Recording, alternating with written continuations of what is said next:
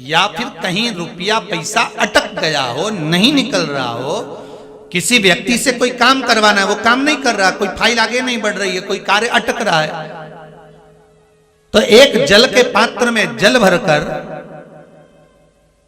5 बेलपत्री शिव जी को समर्पित कर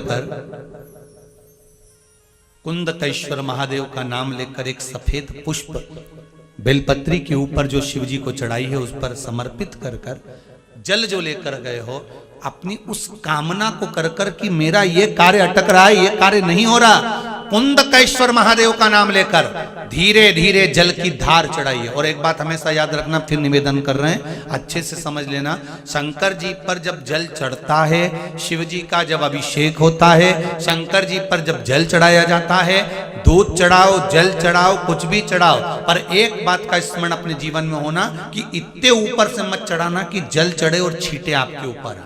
बहुत ध्यान दीजिएगा।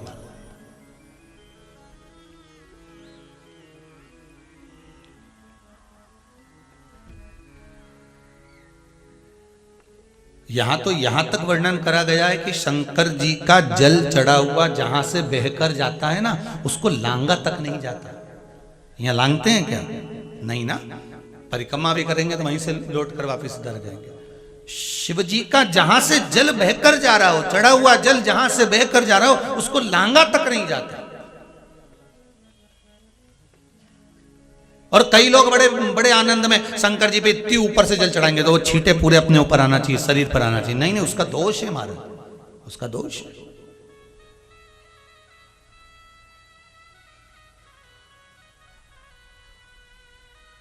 शिव जी को अगर आप जल चढ़ा रहे हो, जैसे आप भगवान को अगर जल चढ़ाओ, दूध चढ़ाओ, तो मान लो अगर जैसे एक सरल भाषा में समझ लो और अच्छे से कि जैसे ये शिवलिंग है शंकर जी का, ये शिवलिंग है, और आप जल चढ़ा रहे हो तो इतनी ऊपर से छोड़ोगे तो पानी का छींटा तो अपने ऊपर आएगा, पर वही जल, वही दूध, वही सामग्री आप शिवलिंग से थोड़ी सी दूरी बनाकर अगर आप समर्पित करेंगे तो बाबा उसको स्वीकार भी करता है और आनंद की अनुभूति भी होती है, कार्य में सिद्धता भी आती है,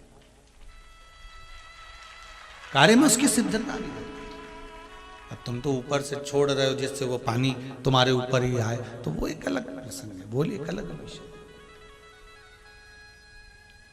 बहुत ध्यान देना महाराज, भगवान को कभी भी कोई भी सामग्री, जैसे भगवान के मंदिर में अगर फूल चढ़ाने जा रहे हो, भगवान के मंदिर में अगर पुष्प समर्पित करने जा रहे हो, तो फूल का मुख अपनी ओर नहीं होना चाहिए। फूल का मुख कहां पर होना चाहिए? जम के बोलो जरा, भगवान की ओर।